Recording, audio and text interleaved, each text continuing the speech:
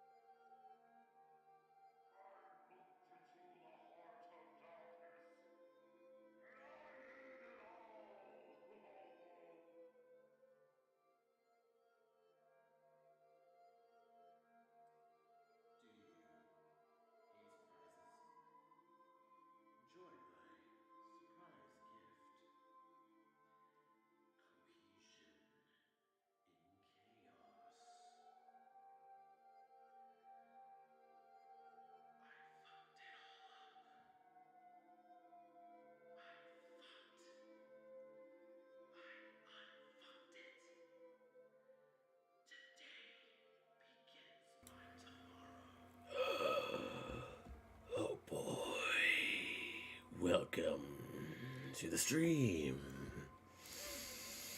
Sorry that it took so long, but I'm here now. Also, the tracks if you've been hearing are my latest Emu Stampede tracks off of the newest albums, titled Total Emu Warzone. Just a moment. Whatever it died anyway. Don't worry about it. Hello. Okay, so.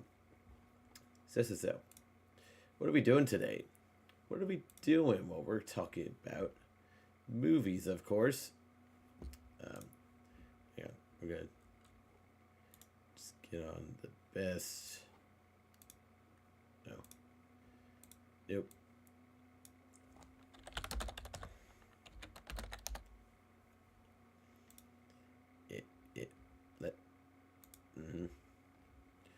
Actually, wait, what am I doing? I already made a thumbnail for this. I could just use this. I'm silly.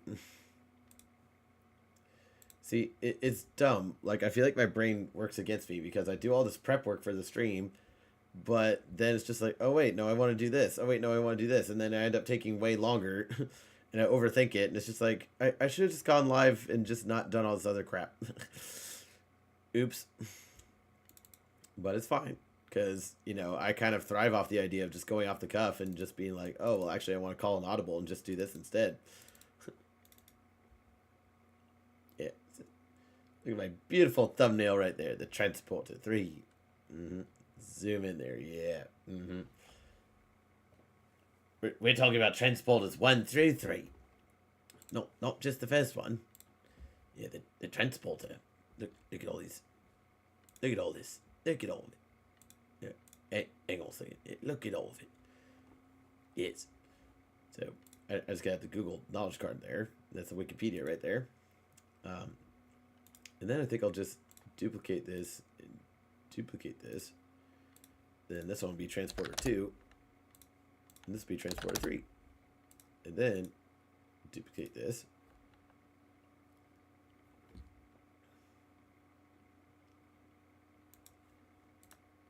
You're just going to be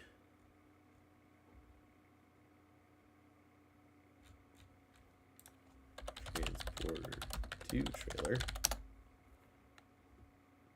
Yeah. Let's see, which one's longer? Better? I don't know. Just going to go with the Rotten Tomatoes trailers, because why not? In fact, I'm going to go ahead and subscribe, because I can. Ooh, wait a tick. I want to make sure your quality's high. Yeah. Yes, much better. That's it. Yes. And then, of course, anybody watching the stream, if there's any issues when it comes to video or audio, let me know.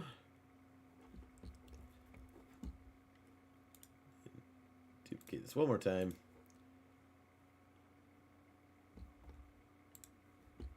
You're going to have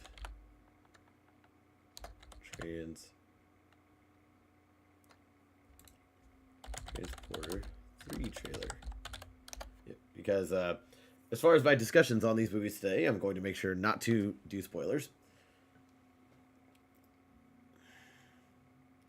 Yeah, like Lionsgate official, good. Want that. I'm just gonna save all these to my playlist because I love playlists. I do. Okay, so we got 3, like 2, and 1. That's already in there. Perfect. Okay. And we'll just go in order, shall we? Beautiful. All right. I think I'm ready to actually start talking now with my voice hole. You know, I don't think I need any music going on, so just gonna keep that off. All right, so we're gonna start with the first Transporter. So let's go ahead and start this trailer from the beginning. I was wondering if you wouldn't mind transporting something for me. No questions asked. Why not? Why not? the professional and La Femme Nikita. Once we make a deal, the terms of that deal cannot be changed or renegotiated. Frank Martin is the best in the business. Frank Martin. Oh man, I have a soft spot for trailers like this. You know, it's like this summer, Frank Martin was the best, and now he's in deep heat. You know, that kind of stuff, right? So, also, this trailer certainly blurry looking, but it serves the purpose of telling the story, so I'm okay with it. 75,000. Half now, half on delivery. He never made a mistake until today. A mistake. Deep trouble. You know what to do. Quiet. He's in deep. Pew, pew, pew. Choo, boom. Why'd you try to kill me? You broke the... So, The Transporter. Clearly action movie. Starring Jason Statham. With this gentleman as the villain. His name's Matt Schulz, I guess. And then... rules. You open the package. And then this Asian lady. Forget her name. But it's here. Shuki. Look, I'm butchering that pronunciation. Oh, no. Yeah. So, that's weird. Audrey Billings. What? I don't remember her being in this movie. That's weird. But, yeah, whatever. Anyways, that's who this is. Shuki. She's important. Boom, bitch. Boom. Boom. Explosions! Are made to be broken. Rules are made to get fucked.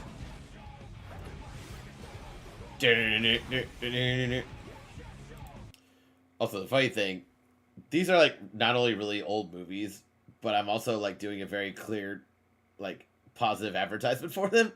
So, if anybody wants to come after me for copyright,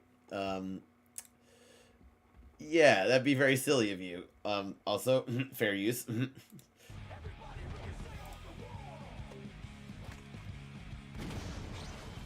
Transporter. Whoa, whoa. Oh, hey. Hey. Yeah, there we go. Boom.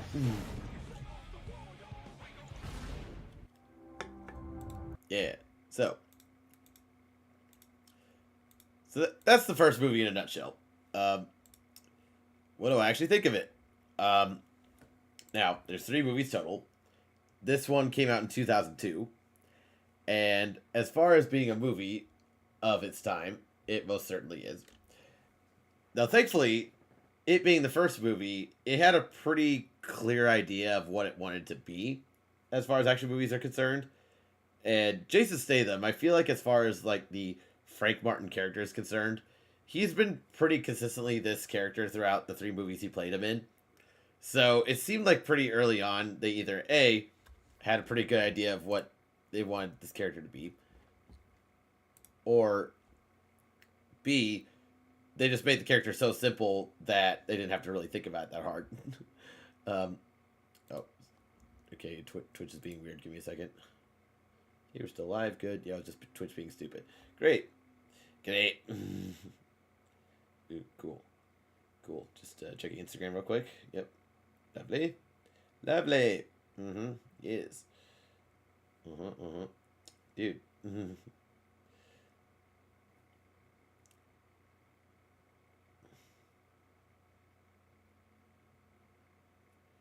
My dude. Yep. Yeah, people always want to bother me when I'm in the middle of filming something. Jeez.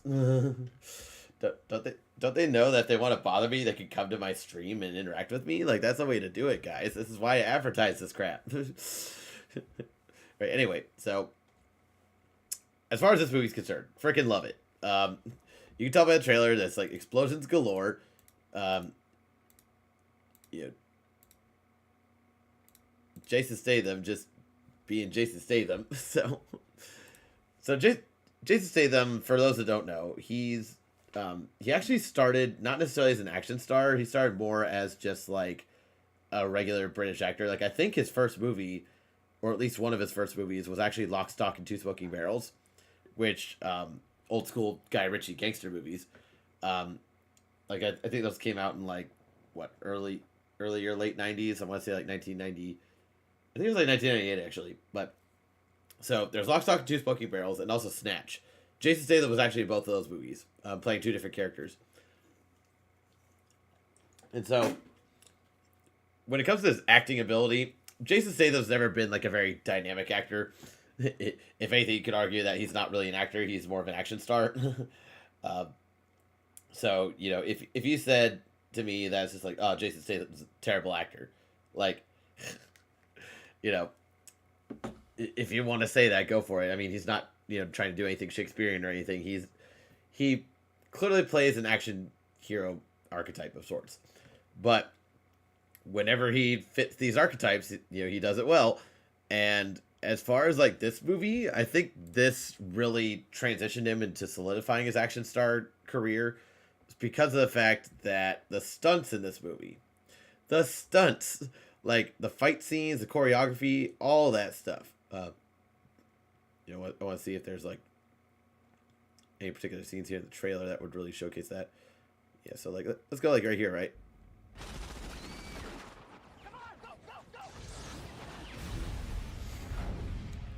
Why'd you try to kill me? You broke the rules. You opened the... Okay, so not necessarily there, but oh, okay, here we go. So like here, right? Mhm. Yeah. So you got scenes like this that are like very highly choreographed fight scenes. So like this one involves Jason Statham taking on guys with axes that are trying to chop him up, and Jason Statham handles them like a fucking boss. Boom, bitch. And people try to fuck with him, but you can't fuck with Jason Statham. He's like British Chuck Norris. I don't know. Yeah, bitch. The transporter. Yeah, and thankfully this trailer knows not to blow its load as far as, you know, showing all the fight scenes and spoiling them. Like that was only a taste. Now, of course, those fight scenes that were shown off a little bit right there, fantastic. There are plenty more fun ones to be had.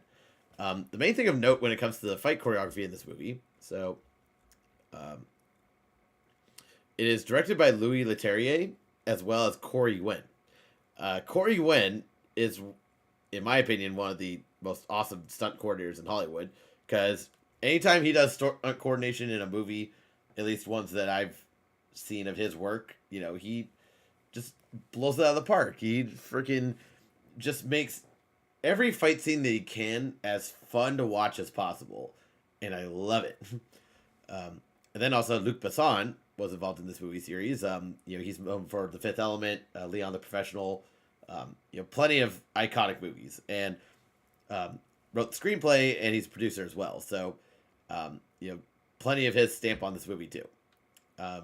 So also this movie is very French. Can you tell? Like in fact, I think it actually takes place in the French Riviera, if I remember correctly. So,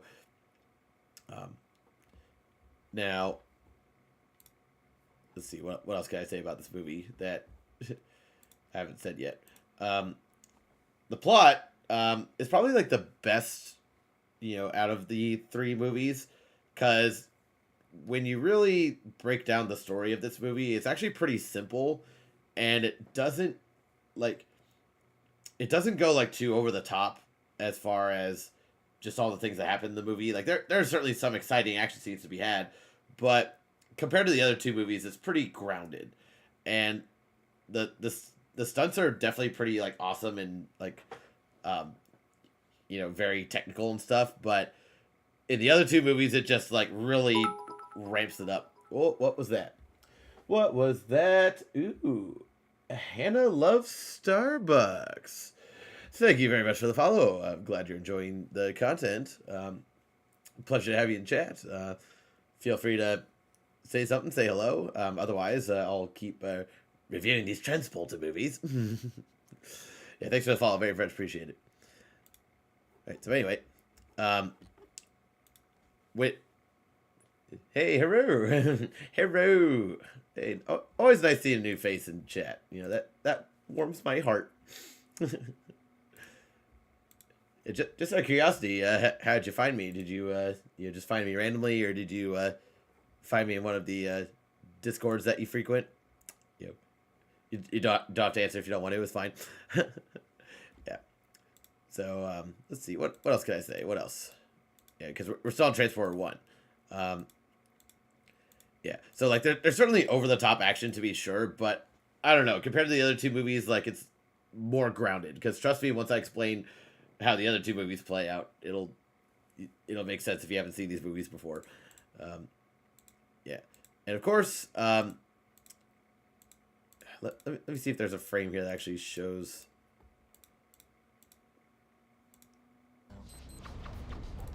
All right. So one of the things that's interesting is that in this movie, he drives a BMW. In the other movies, from the second one onward, he drives an Audi, and it's kind of strange because I guess like with BMW they had a deal to sponsor the movie with this car brand, but then I guess they changed to Audi for whatever reason. I prefer Audis. I actually used to own an Audi. I owned an Audi 2016 Audi A3 Premium that was red for a long time. Unfortunately, I smashed it. No. But yeah, it was pretty funny because, once I had that car, I would also suit up for my job periodically. And I actually did, among some of my coworkers, I actually did get the nickname The Transporter. And just like, oh yeah, it's the best nickname you can give me.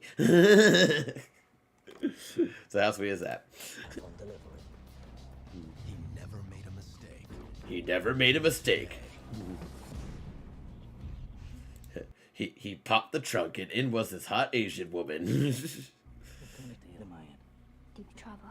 You know what?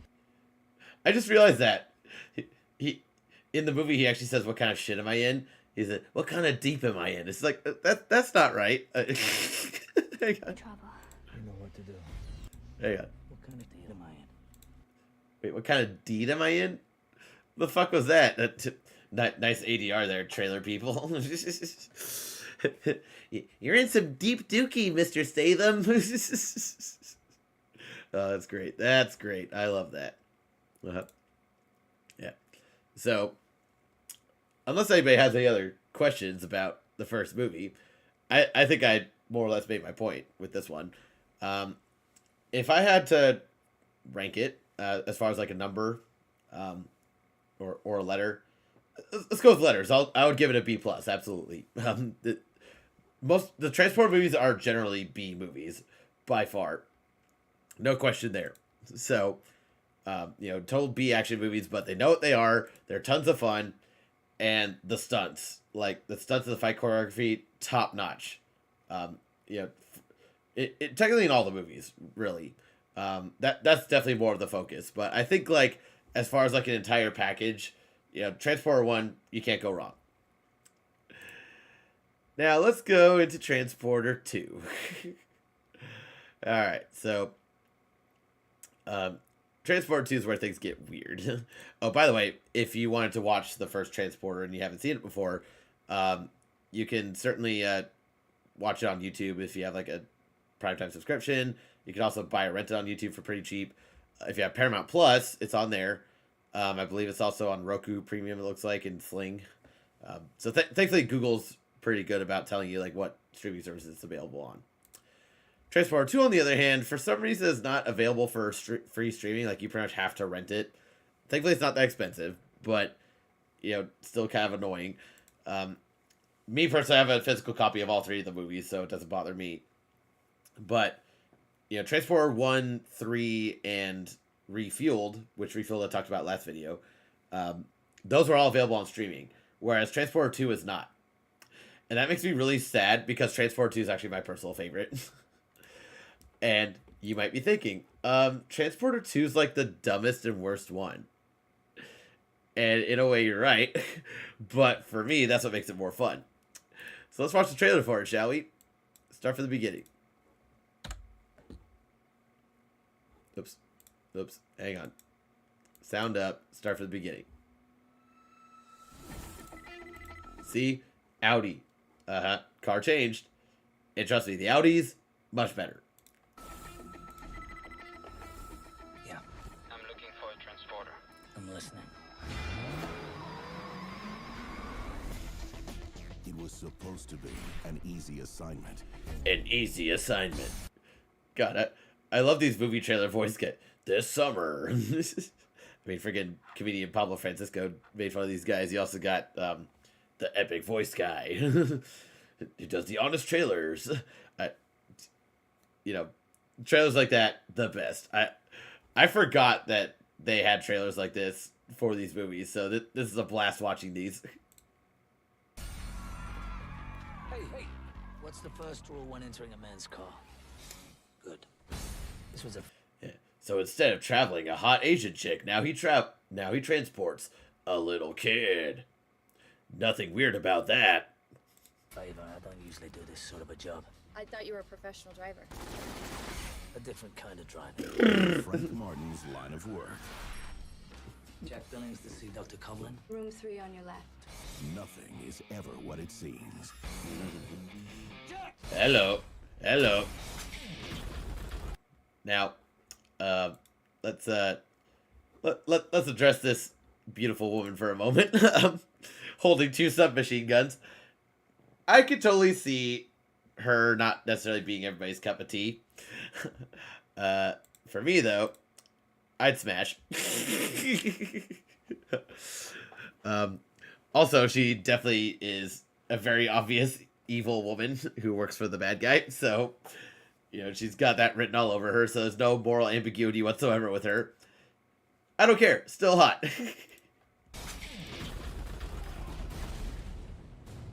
Keep going, Jack! What about you? I'm okay! Hello. 2 hours to $20 million in non-sequential $100 bills. 2 hours, Mr. Billings. Starting now.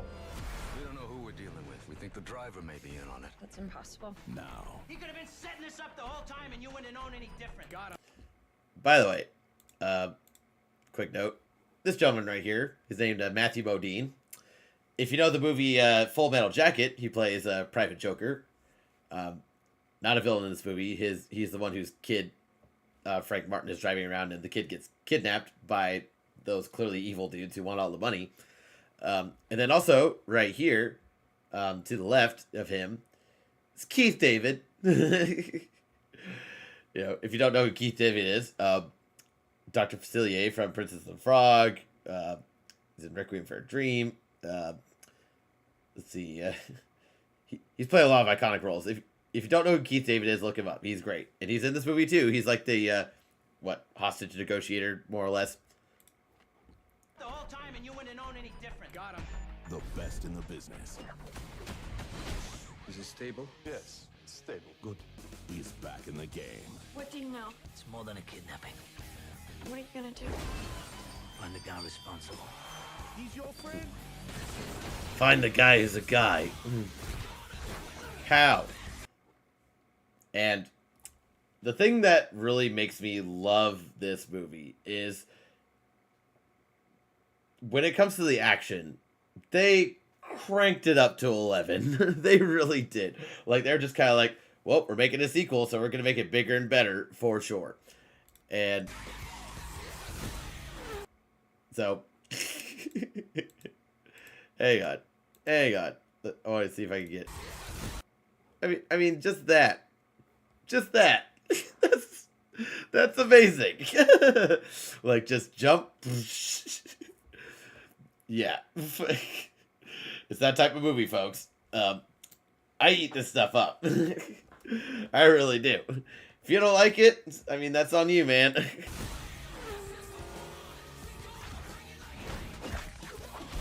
Boom, bitch.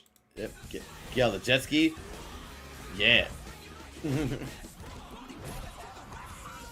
Jason Statham. Hold on. Just came out of the dry cleaners. Hold on. Okay. This scene right here with the fire hose. my absolute favorite.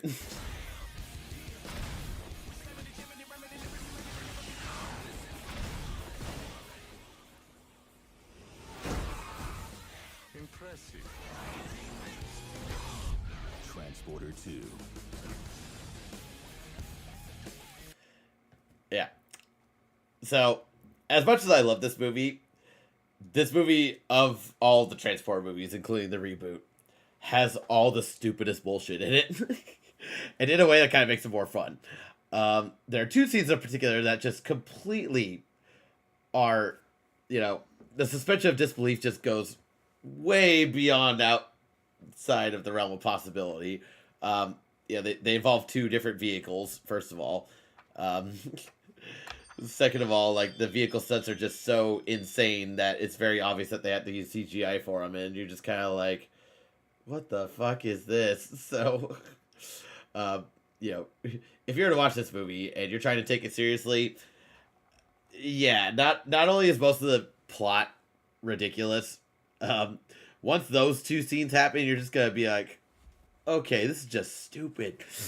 But I love when a movie just goes there and just is completely unapologetic about it, especially in an action movie context. Because you know what, like, it's still entertaining, and a movie being entertaining should be first priority. Okay, now don't get me wrong, there are plenty of movies out there that are really well done, that are genuinely heartfelt and depressing and all that kind of stuff. But that's not the only thing that makes a movie great. Okay. If a movie is just plain balls to the wall fun, and they make a movie like this where they really just focus on like making the characters badass as possible, I love shit like that. If anything, I feel like we don't celebrate that enough.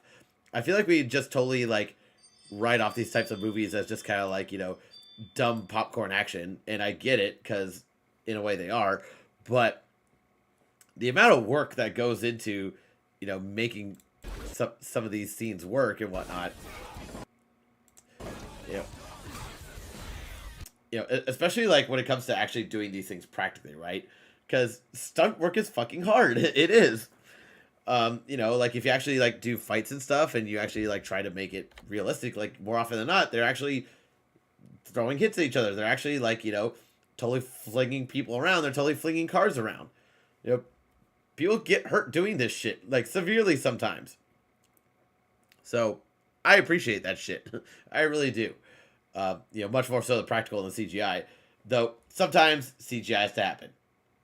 If they're trying to go really over the top with the stunt and they can't do it in real life, or if they're just trying to make it so that people don't actually get hurt, CGI has its place. Okay? You don't have to completely shit on a movie for trying to blend CGI and practical effects. Now, in this movie, the effects do not hold up well. It is very obviously CGI when it happens, and it's so like PS2, PS3 game type of CGI. Like, you don't fall for it. That's not the point, though. The point is that it's high octane action, and that you're just along for the ride, and that as long as you look at it that way, you'll be fine. If anything, this is another movie that is great to watch drunk with your friends. I'm sure there's a drinking game you can play with this movie. I don't know it, but I'm sure you can make one up. Yeah, because it's just fun, and this is my favorite one. Like, I would give this one an A, because it has the best stunts out of all the movies, and I personally don't get tired of it. The plot's ridiculous, but it totally revels in it, and it knows it. The characters are probably the most fun here. Like, this movie is like genuinely funny most of the time compared to the other movies. Now, all the movies have a sense of humor, to be sure, but I think this one's like genuinely the funniest and the most action-packed. So this is my favorite one to watch, like, on repeat. In fact, I was watching it right before I did this review, just so I could refresh myself on how fucking sweet it is.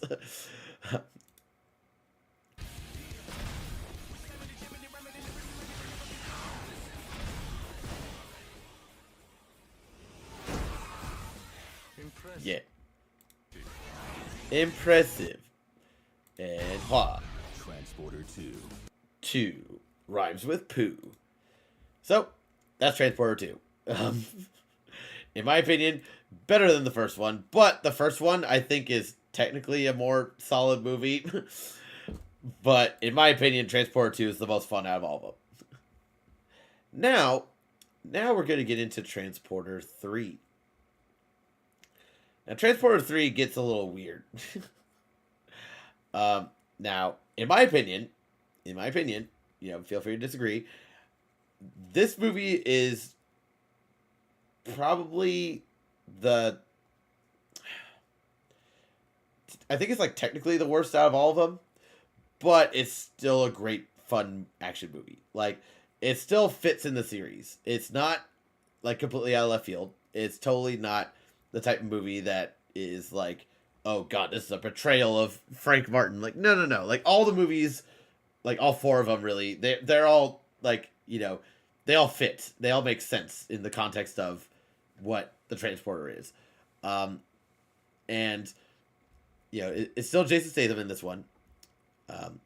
And the thing that makes this movie different is that when it comes to the like female character or female sidekick, her name's Valentina in this movie.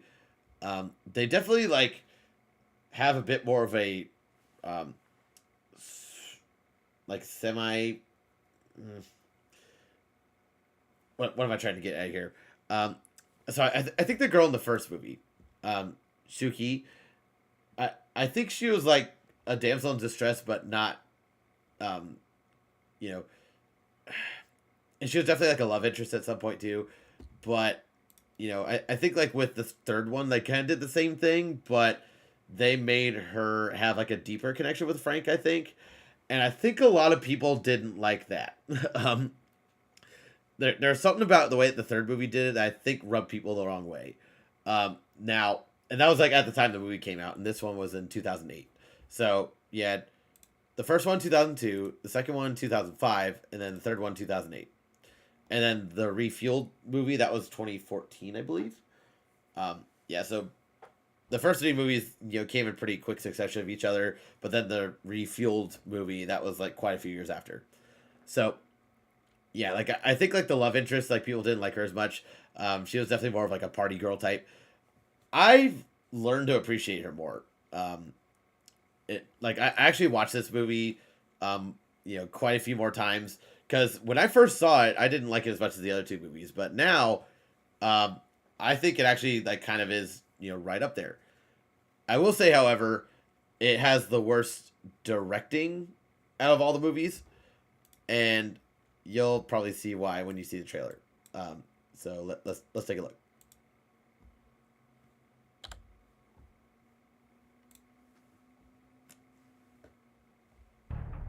My boy, you're the man for the job. But unavailable. Unavailable. To change your mind. I'll give you 5 seconds to remove your hand.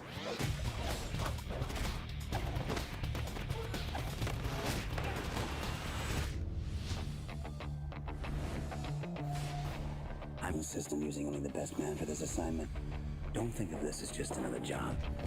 Think of it as a mission. One condition. I drive my own car. I drive my Audi. Gave it a tune-up, took out all the non-essentials. I got you my light company. You want to tell me what this is all about? When you pass 75 feet from the car, complete the mission. I will say, this guy, he's the main villain. Probably the best villain in the franchise.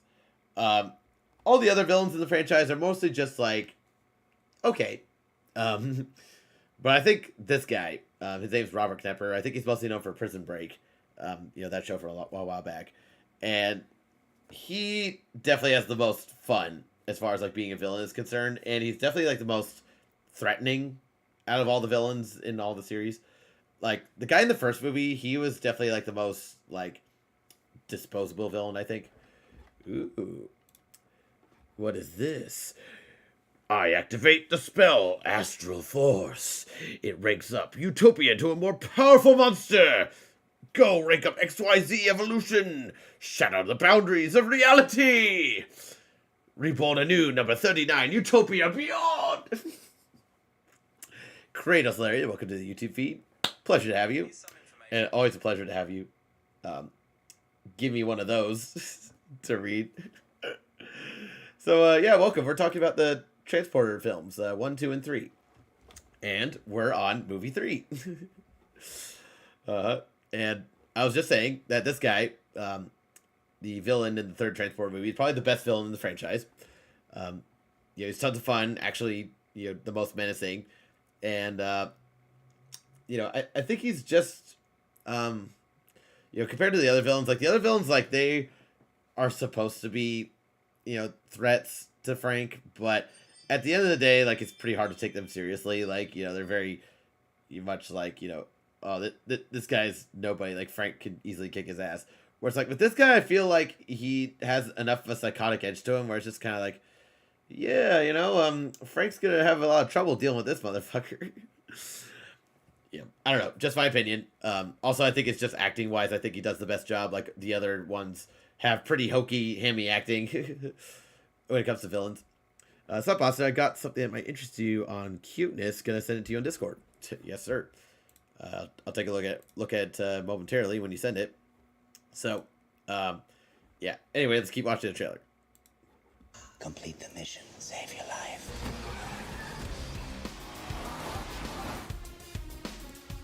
You didn't mention you bring company. It's complicated. With you, it's Complicated. always complicated. On November 26th, Fasten your seatbelt.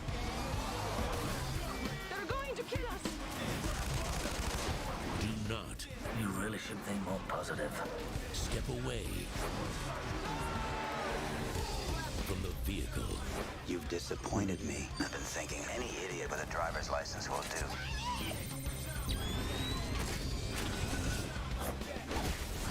You're fired. Jason Statham. You think Yeah, fired. Oddly enough, this came out in 2008, right? And yet there are like multiple Donald Trump jokes in this movie. Well, before he would actually become our president. Man. What a silly country we live in. we're playing games, Frank? A little late for warnings, don't you think?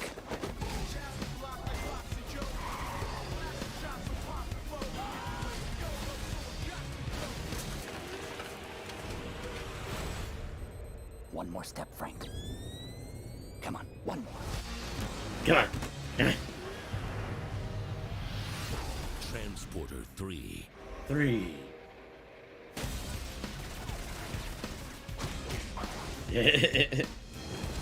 Okay. So, now, this movie, like I said, if I were to pick the worst one in the franchise, it's this one. And the major culprit for me is the director. I think it's Olivier or Oliver Megaton. Let me confirm his name real quick. Yeah. Olivier Megaton. So let's take a look at this guy. This guy right here. Now, he, as far as his resume, directed the Taken sequels. Not the first one, the sequels. Transporter 3, and some other action movies like this, right? Now, I feel like... Oh, he also directed this movie? No, that was Luc Besson. Hang on, we're just going to go to IMDb. That makes more sense. Check out Discord when you can. Yeah, so I saw it. It's the cute little kitties. my friend's cat with... Yeah, we could just... Quick detour. Pretty kitty, look at that. You guys like kitties? I like kitty. Look at the kitty. And there's a cute little kitten cat. Meow meows. So, yep, that's cute. Thanks, Kratos. Now back to action. Alright, so...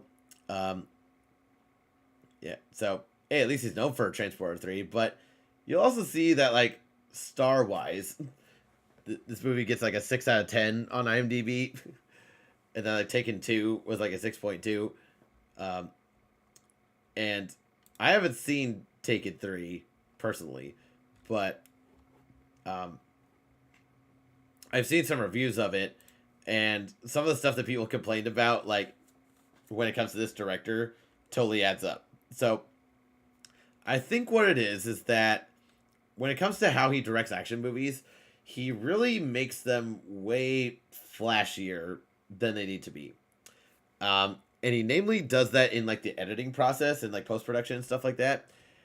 And it gets really obnoxious sometimes. So like, let me see if I can find a particular scene as an example here. Now, don't get me wrong, the action scenes in this movie are still fantastic, absolutely. But my problem with some of them, and also like overall the movie does look great. You know, a lot of like, yeah, I think this scene's a good example right here. And let's see if this trailer actually like illustrates what I'm talking about, because it might not. I'll give you 5 seconds to remove your hand.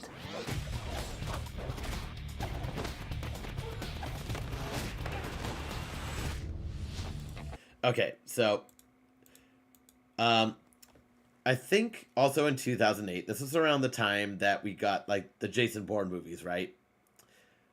I know, right? They're just adorable kittens, yes. Cute little kitty.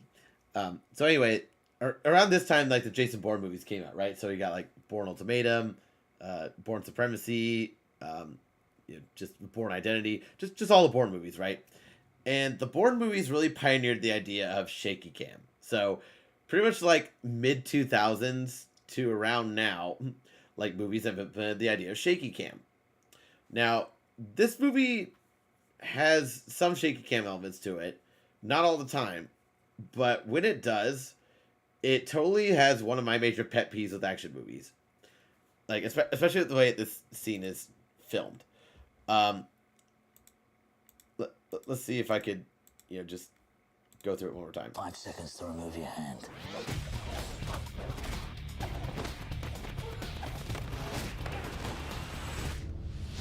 Yeah, so like, thankfully, if you're paying attention, you could tell that the stunt choreography on this scene was pretty awesome. But for every like move that they do, they feel the need to shake the camera. And they don't need to do that. Where it's like in the other Transporter movies, they actually like keep the cameras more still so that you actually see the action happen, because they actually felt confident in their stunts. And also they didn't feel the need to, you know, overly emphasize it when it comes to, you know, just shaking the camera. So you could blame the cameraman himself, whoever it was, or director of photography for these action scenes in this movie. But I blame the director, because he's kind of like the last, you know, say on those decisions, and he just kind of let it happen when it came to the editing room. So I feel like when it comes to the action scenes, they're like the worst edited in this movie. Thankfully, they don't completely ruin the fight scenes, but compared to the other movies, like, you notice it. You really notice it. So that's like one of my major complaints about this movie.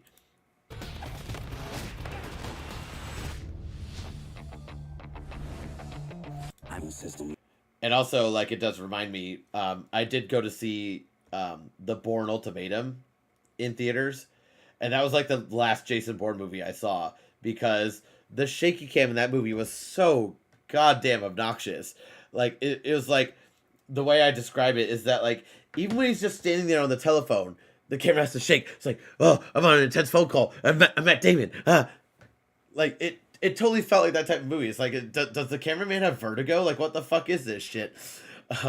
Now, thankfully, this movie does not go that bad, but it's noticeable. Yeah. So, comparing, like, all three of the movies in that sense, so the first one has a pretty solid foundation for the quality of the action. The second one has the best action, in my opinion, and the most over the top. And then the third one, it kind of goes back to the first one as far as, like, you know, being more grounded and stuff. And there are plenty of awesome technical fight scenes in this movie, but the editing and the, you know, camera work comes this close to ruining it. Thankfully it does not, but almost. So it's like almost the best and almost the worst. It's such a weird mixed bag. Yeah. But, oddly enough, in my opinion, the plot's better. And people shit on the love interest. She's Using only the best man for this Valentina. assignment. Don't think of this as just another job. Yeah. So like this girl, like people really were super harsh on this girl. And granted, like her acting's not necessarily the best, and she also has a very thick accent because I think she might actually be a Ukrainian actress. In fact, I'm curious. Let's look her up real quick. So not Olivier. We've already talked enough about him. Natalia Rudakova. So let's see. Is she actually Ukrainian or is she Russian? Hey, she's Russian. What a turncoat. just kidding. And it's like I don't even know if she did any other movies besides this one. Let's find out. Because man, she was very harshly treated in this movie. Let's see. Yeah, okay, so actually, yeah, not a very extensive career at all. So like, I think Transporter 3 was like the biggest movie she's been in. Then she like went to shorts and TV and whatnot. So, that's rough. I mean, at least she's getting some TV roles. So, I don't know. Like maybe she's doing something else in her life. Whatever.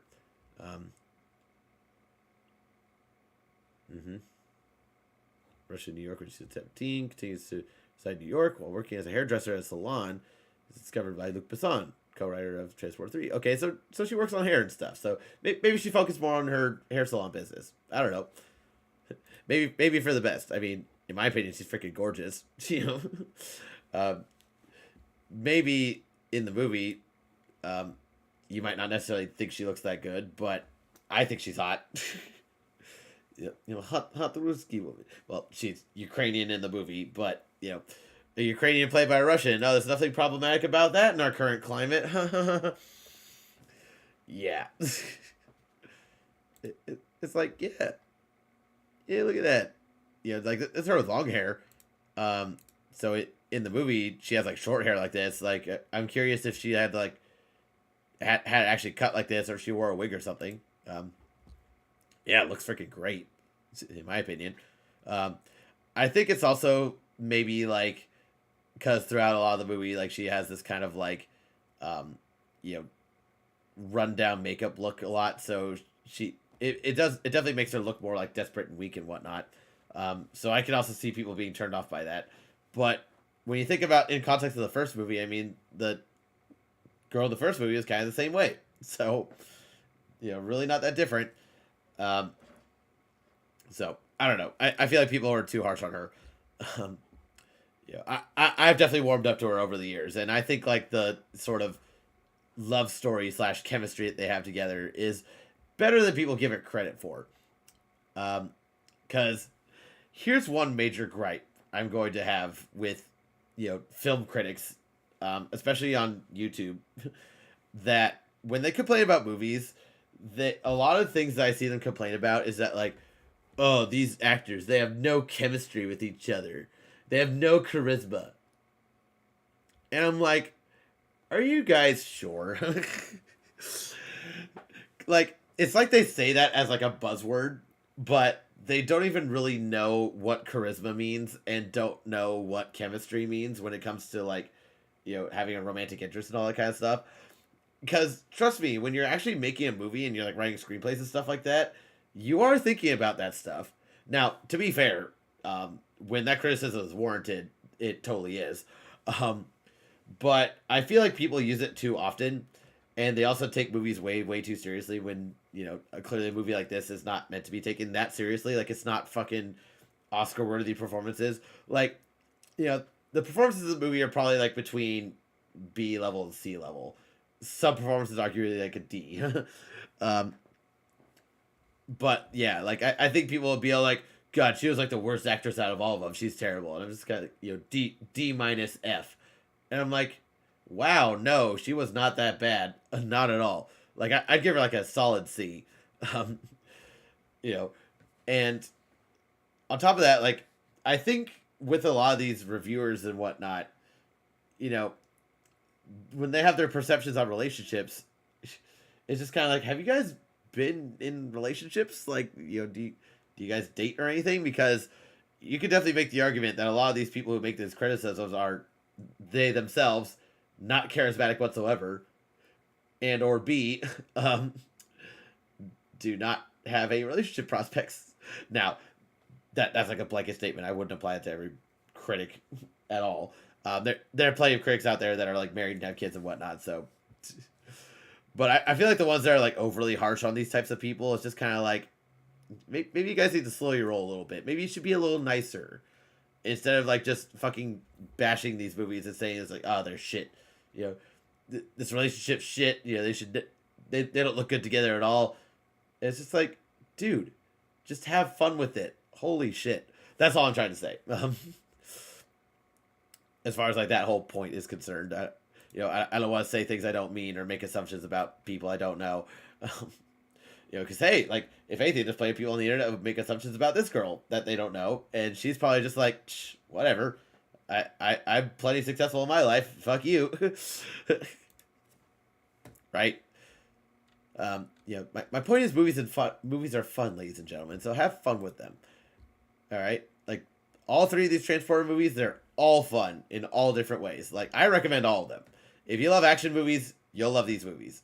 If you're going to take them too seriously, you might have a problem. You didn't mention you bring company. It's complicated. With you, it's always complicated. On November 26th, Fasten your seatbelt. They're going to kill us. do not You really should think more positive. step away from the vehicle. Because if you do, you will be ticketed for being a douche not seeing this movie. Yep, so that's wait, where's the title card? Yeah.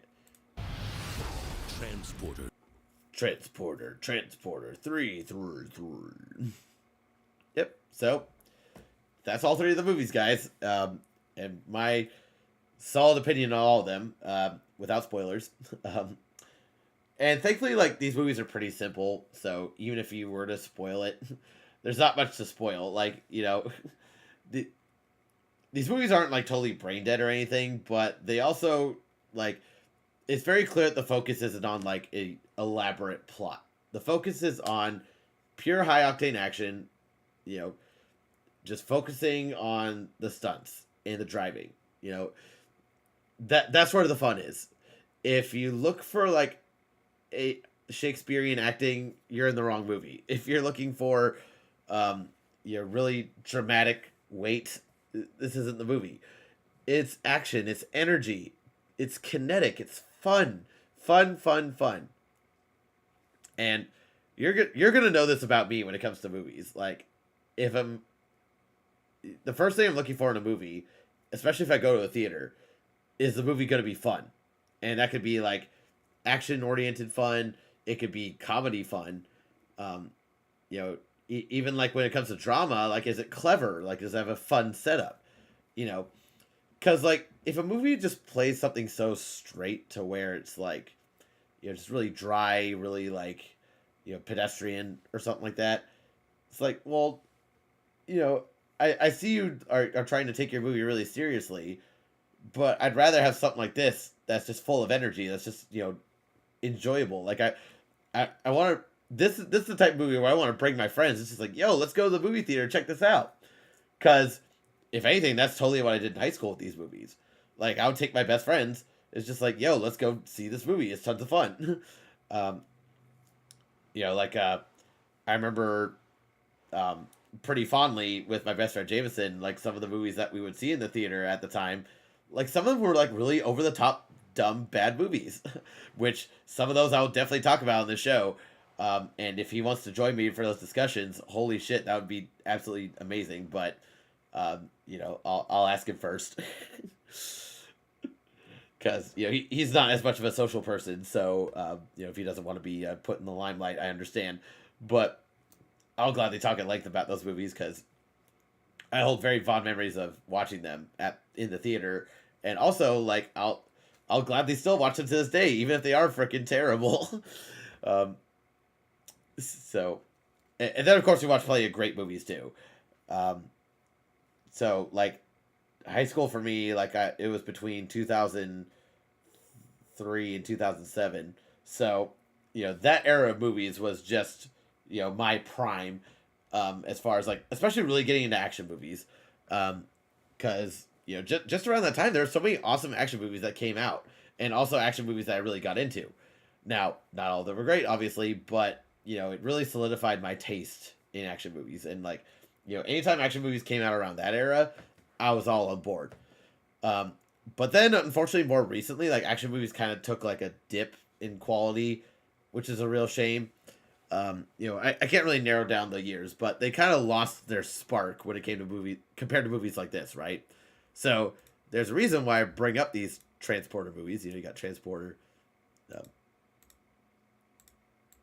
Yeah, so hang on. Yeah, so you got Transporter 1, Transporter 2, Transporter 3.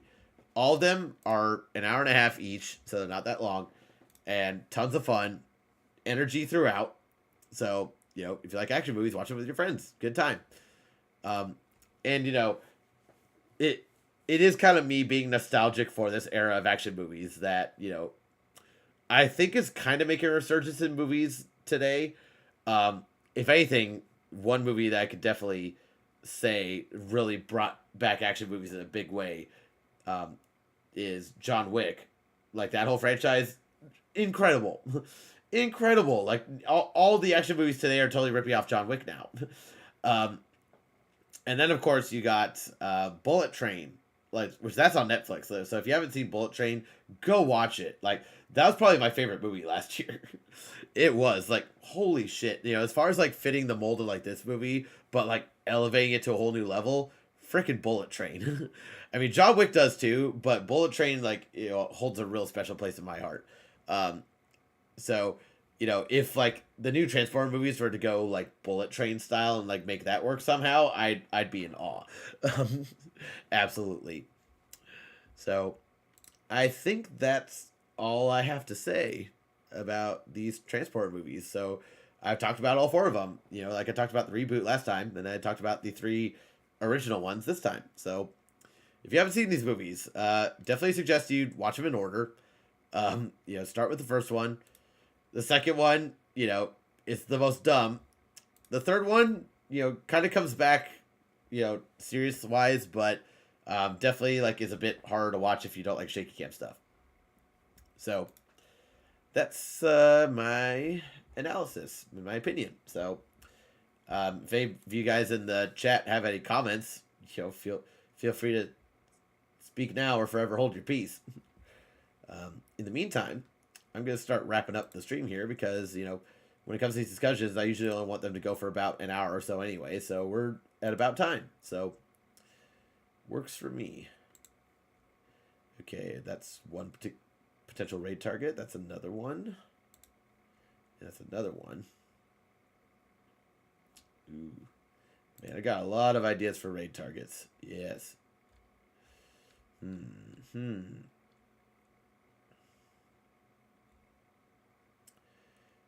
Yeah, you know what? I think we're going to raid somebody I met at TwitchCon who's awesome and really fun streamer to watch and has a great name. Her name is Bayporion. So right now she's playing this game called Harvestella, which I guess is a farming simulator game, but I've never heard of it. So if you want to join us for the raid, feel free to. Throw whatever emotes in her chat that you want, by all means. Oh, one last announcement. For anybody that's supporting my channel, subscribing and whatnot, really appreciate it. But we have some new emotes uploaded. We got Austin Cool, and we got the Golden Turd that are live right now. And the Golden Turd, that's tier 3 sub. But the cool one is just tier 1 sub. There's also a tier 2 emote coming soon, but that hasn't been approved yet. So stay tuned for that one. Stay tuned. All right. Thanks everybody for watching. If you want to support me in any other way, check out my link tree down below. Check out my other socials. And thanks for watching. You have a great rest of your day.